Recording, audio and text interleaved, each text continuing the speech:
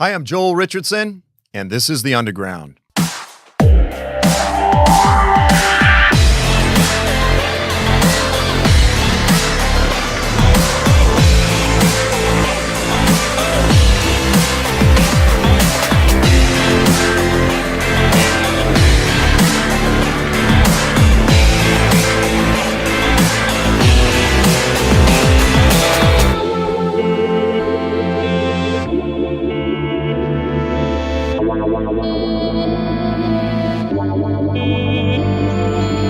Welcome to this week's episode of The Underground, a program that explores the testimony of the biblical prophets, the gospel of Jesus Christ, current events, and how all of these things relate to you and me. Now, in this week's episode, I want to take a brief look at some crazy things that are unfolding in Turkey. Well, just the past couple weeks, if you've been following the news, you've seen that the prime minister, his name was Ahmet Davutoglu, that he has been removed from office. Now, this is huge news. If you follow what's going on in Turkey, this is huge news because the current president, Recep Tayyip Erdogan, is consolidating his power, his absolute autocratic power, his dictatorship over this nation. And so what's unfolding in Turkey right now is incredible. So Davutoglu, well, he was basically the architect. He was this college professor that wrote a book called Strategic Depth, where he really laid out the game plan, the blueprint for the present Islamist party in Turkey, the AKP party, to rise to power. And President Erdogan, he rose to power side by side with Davutoglu, eventually putting him into the seat of the prime minister as the premier. Well, apparently Davutoglu was not obedient enough to Erdogan, and as a result, he has been forced out, and we will now have sort of a puppet premier who will replace him. But listen to this headline. As Davutoglu exits, Erdoganists, they're the ones who are following the current president Erdogan, they demand obedience to the leader. Please listen to this. The concept of a leader and absolute obedience to this leader exists in our faith and in our state tradition. What is being said here? Within Islamic theology, when a caliph comes into a power, a khalifa, the caliph is sort of the pope, president, and general of the Islamic world. He's essentially the religious, military, and political leader, all wrapped up into one head, into one office. And when a caliph comes into office, as we just saw with ISIS, all of the Muslims are obligated to make the pledge. It's called the bay'ah. It's the pledge of allegiance to the caliph. And so we've seen different Islamist groups all over the Islamic world, all the way from Northern Africa, all the way over to Pakistan, making the pledge, these various jihadists making the bay'ah pledge. They pledge their life, complete obedience to the caliph. And so long as he obeys and implements Sharia, the Islamic law, all Muslims are, according to that law, obligated to follow him and serve him.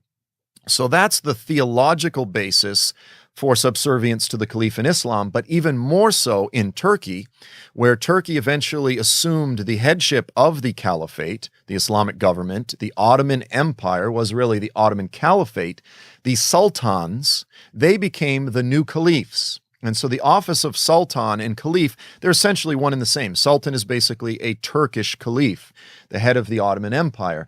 And so subservience to the sultan, subservience to the caliph is one and the same. So here you have a mayor in the nation of Turkey saying absolute obedience to Erdogan is mandatory, not just for those who support him, but for all Turks and all Muslims.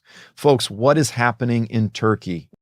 If you're to listen to a lot of the various Bible prophecy teachers out there, they'll say, Joel, we don't really need to be paying attention to Turkey. The real locus of satanic power, the real place that we really need to be paying attention to, the real place that Ezekiel was talking about, that's Russia. And you've had some guys that have come pretty much out and said that Putin is Gog. I mean, they've basically all but inferred it. And I'm not saying that Erdogan is Gog. But what I'm saying is we do need to be paying attention to Turkey because it's out of Turkey. It's out of this culture, this society, this geography, this region that I believe we will see the emergence of the Antichrist. And again, I'm not saying that Erdogan is the Antichrist. But if he's not, I mean, anyone could. He is certainly emerging as a clear foreshadow of the Antichrist. And even if you don't believe in Bible prophecy, we need to be paying attention to what's happening in Turkey because the geopolitical ramifications are dramatic. But back to the Bible prophecy teachers, what these guys are saying is, no, Joel, you have it all wrong because you have misinterpreted the names. You've misunderstood the names in Ezekiel's prophecy. Now listen, and if you have not read my book, Mideast Beast, please get it. If you're interested in biblical prophecy, please get my book. I'll go ahead and put a special up on my website where you can get the book and a DVD with it, where I have a few sessions where I teach on Gog, Magog. I've got 3 chapters in Mideast Beast where I deal with this in depth. I mean, painstaking detail. Make it very clear that Ezekiel is simply talking about the Antichrist, that Gog is the Antichrist, and that the Antichrist clearly comes out of the region of Greater Turkey. So I'd encourage you to get those things. But if you haven't read those things, then please hear me, because essentially what I am when I do this, I'm almost like the guy who's a magician who then comes out and makes a DVD where he exposes all of the other magicians. Because quite often, if you're just a student of Bible prophecy, it's kind of like reading all of these prophecy teachers who are working through all of the commentaries and the Bible dictionaries and the atlases and all of the historical resources. It's almost like magic because you sort of just have to put your faith that in what they're saying is true. Unfortunately, what a lot of the guys do is they just sort of parrot or imitate or follow the teachers before them. So in the same way that a lot of people's views of what Ezekiel is being said is just formed by having read their favorite teacher, and listen, this is understandable, everyone does this, many of the teachers themselves do the same thing. And this is the problem, is we need to be Bereans. We need to be careful students of history and the scriptures. Listen, if Paul the Apostle, if he praised the Bereans because they checked out what he said, then how much more should we check out what we read in some popular prophecy teachers' books, right? So there are 2 methods. Here comes the opening up the magic. Here's how it's done so that you yourself can do the magic. There's really 2 methods of interpretation. The first one is this sort of bloodline lineage migration method.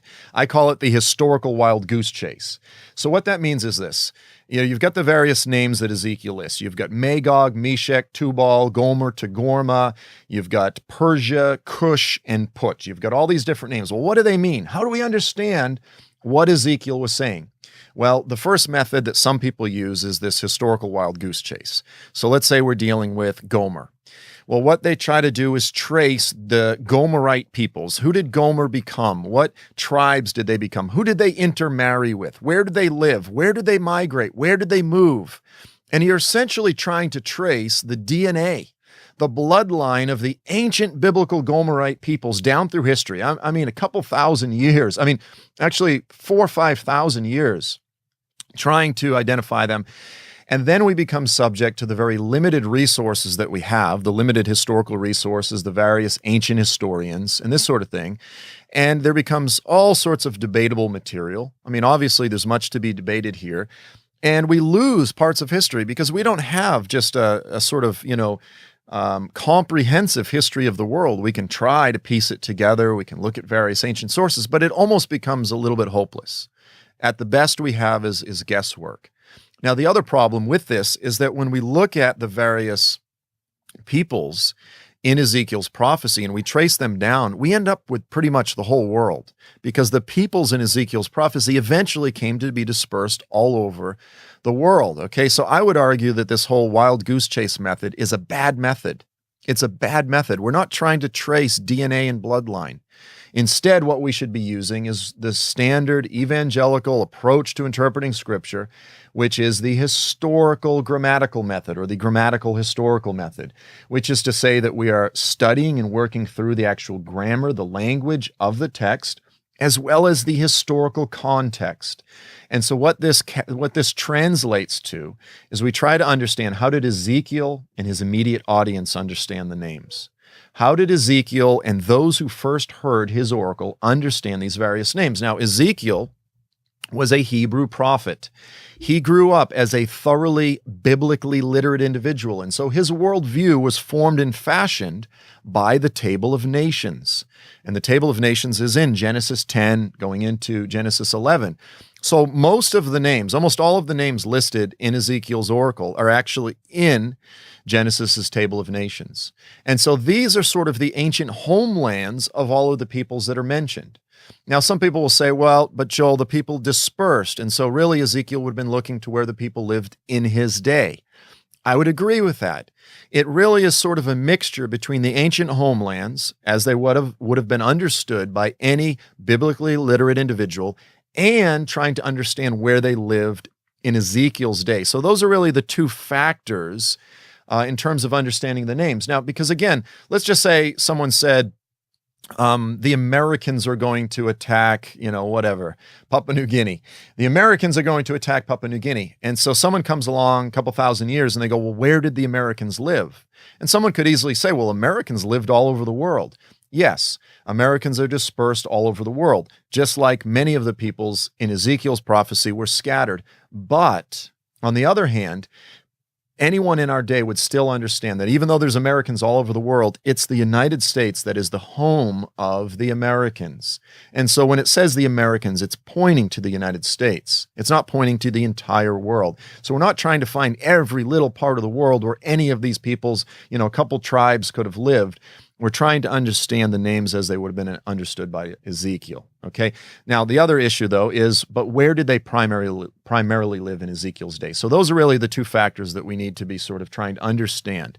Now, all of that said, I just received a book in the mail just a couple days ago called Mistaken Identity, The Case Against the Islamic Antichrist by S. Douglas Woodward.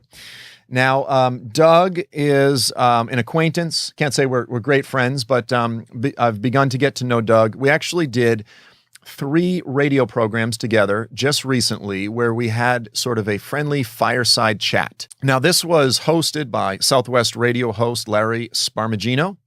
And they were very enjoyable programs. And if you're a Bible prophecy guy, I'll put up the links. You can watch these shows. They'll be airing. We filmed them as well as got the audio.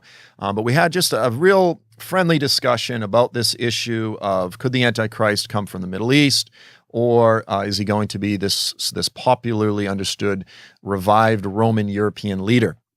So this was an enjoyable show, but it was just after the show that I actually got the book, Mistaken Identity. So what I want to do is I want to work through some of the material that's in here because I have, over the years, I've looked at and written articles and tried to share with you all dozens upon dozens of examples of scholarly references that point over and over and over again to Turkey as the head, as the leader of the coming Ezekiel invasion. So the first map I just want to look at before we jump into Doug's book is a map that comes from the IVP Atlas of Bible History.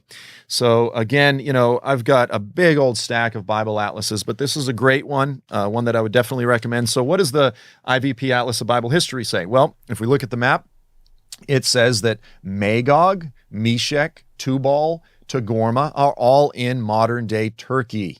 So how would Ezekiel have understood these names? Again, he would have looked to the region of Asia Minor, the region that today we refer to as Turkey. Well, what's the second resource? Well, then we've got the New Moody Atlas of the Bible, another fantastic resource. If you want to just grab yourself a few Bible atlases, this is one that I would definitely recommend. Again, where does the New Moody Atlas of the Bible place Magog, Meshech, Tubal, all of these names? Once again, clearly in Asia Minor in Turkey. What about the Holman Bible Atlas? Another great resource, highly recommend. The Holman Bible Atlas, just like those before, also place Magog, Meshech, Tubal, Gomer, Togarmah in Asia Minor, Turkey. And then finally, we have the Zondervan Atlas of the Bible. Again, another great resource.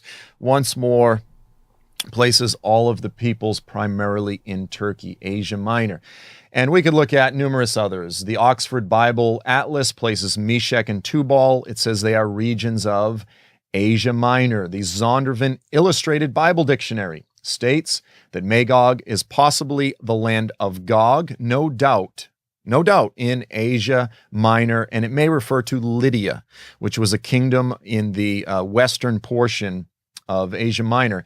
The IVP Bible Background Commentary, it lists Magog, Meshech, Tubal, Togarmah as sections or peoples in Asia Minor. The New Unger's Bible Dictionary, under the entry for Magog, it states, it is clear that Lydia is meant, and that by Magog we must understand the land of Gog. The Zondervan Illustrated Bible Backgrounds Commentary places Magog in Anatolia, or modern-day Turkey. Okay, so I could literally go on and on and on for probably the rest of the show. But I want to go ahead and look at a chart that Doug has placed in the back of his book, because what he's done is he's really made this extensive chart, and he's listed numerous references, and he's called the chart Historical References to Gog and Magog. This is his Appendix 2. So I want to go through some of these historical references. The first one that Doug lists is, he says that Assyrian inscriptions, they record references to Mat Gugai, and he says that's a country of Gugu. Now, the problem with that is that when you read most of the commentaries, Bible dictionaries, and so forth, they'll say that this was probably a reference to Lydia, a reference to the king of Lydia. But then he goes on and he says this: the Magogians and Scythians became one people.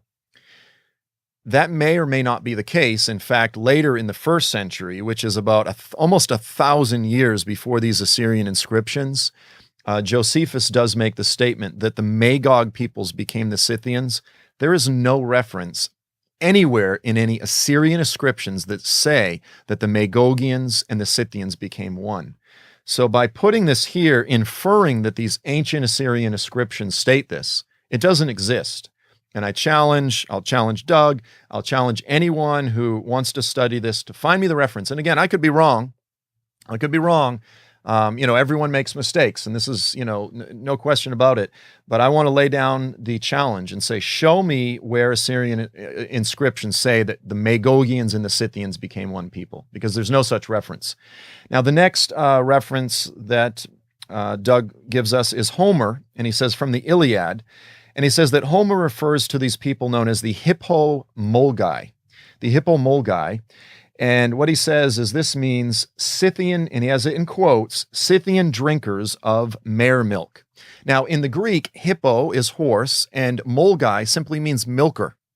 So you have this reference in Homer's Iliad, which says the horse milkers. The problem is there's no connection to Magog. There's no direct connection to Magog. What he actually says is, he says, that he put as in parentheses, he says Greek is for horse, and Molgai is perhaps a transliteration of Magog. No, Molgai is simply a transliteration of milker. In modern day Greek, it's armigos. Armigos is milker. And so all it means is horse milker. It doesn't mean the Magog horse peoples. And so again, this is sort of reading something into Homer that's simply not there. Now, stepping forward to Hesiod.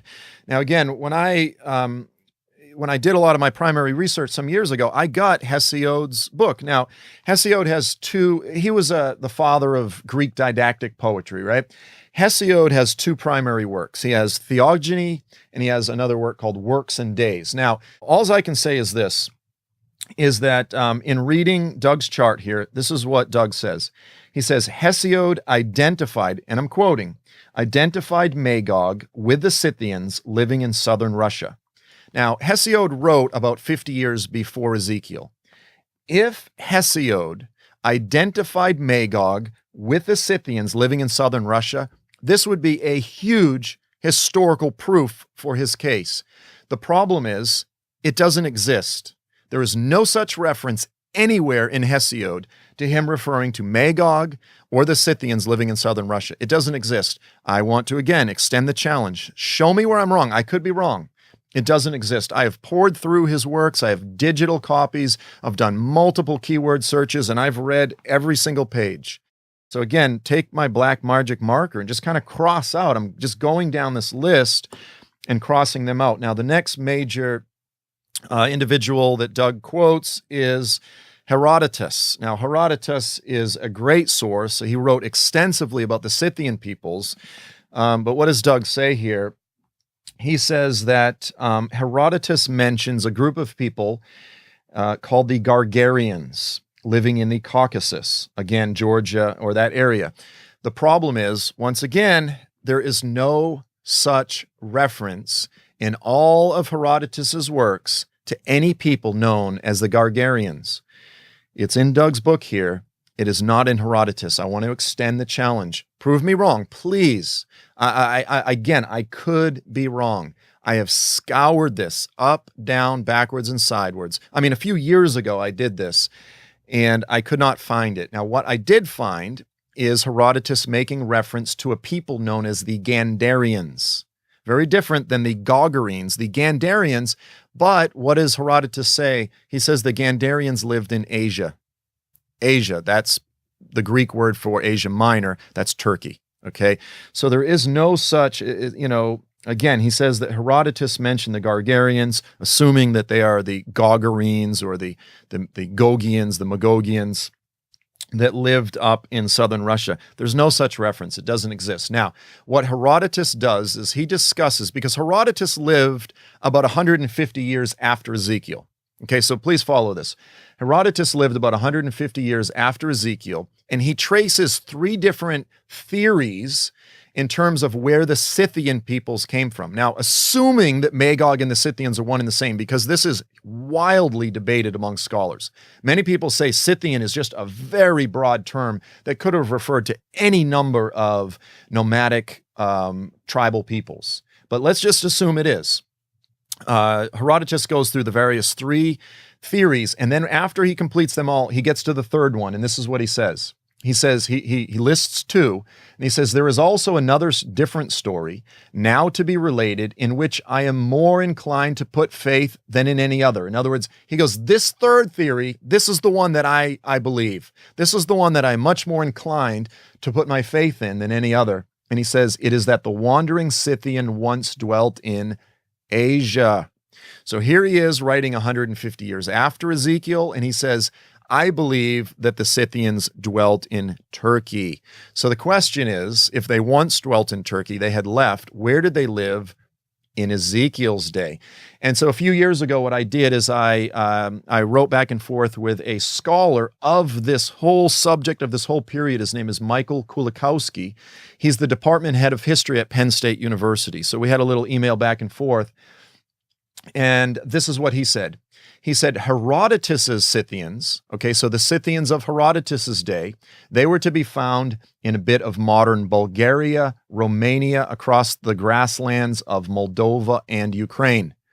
In other words, it was during Ezekiel's day that the Scythians lived in Turkey. But then the Medo-Persians, we know the story in the book of Daniel, right? The Medo-Persians then began to conquer Babylon. They swept through and they pushed the Scythians out of Asia Minor. So here we were, according to this guy who is a scholar of this subject, and he says that 150 years after Ezekiel, the Scythians had begun to make their way around the Black Sea, but they had not even reached Russia yet. They were in Bulgaria, Romania, Moldova, heading up to the Ukraine, but they hadn't even reached those southern steppes of Russia yet. And so again, we need to submit to what history tells us, not just sort of make stuff up or try to manipulate the data. Okay, the evidence points to the Scythians, if they were the Magogians, living in Asia during Ezekiel's day. Now, what is the next reference that Doug includes? He says Philo of Alexandria. Now, look at this. This is a big one. He says Philo of Alexandria identified Magog with southern Russia. Friends, again, I want to extend the challenge. Show me the quote. Show me the quote in Philo, because nowhere in Philo does he mention Magog as dwelling in southern Russia. Nowhere. You can take a black magic marker and cross this right out. This claim, it doesn't exist. Now, I looked it up, I scoured it, and this is the only place I could conclude that the reference may have come from, is you have a work called the Biblical Antiquities of Philo. The problem is this was not written by Philo. that if you do your homework, this was written by someone known as Pseudo-Philo. He was a Philo pretender, and he wrote in the 1st century. And he doesn't say anything about Magog being identified with southern Russia. He does mention Magog twice, and he identifies him as a descendant of Noah. That's it. Okay, so there's all these quotes, these historical claims. They don't exist. They're just made up. Where did this all come from? I can tell you because I've done the research. It comes from a website created by a guy named Tim Osterholm. And he puts together this big website, and he does a lot of good research. The problem is he is pulling from another book written by another individual, and it's simply not true.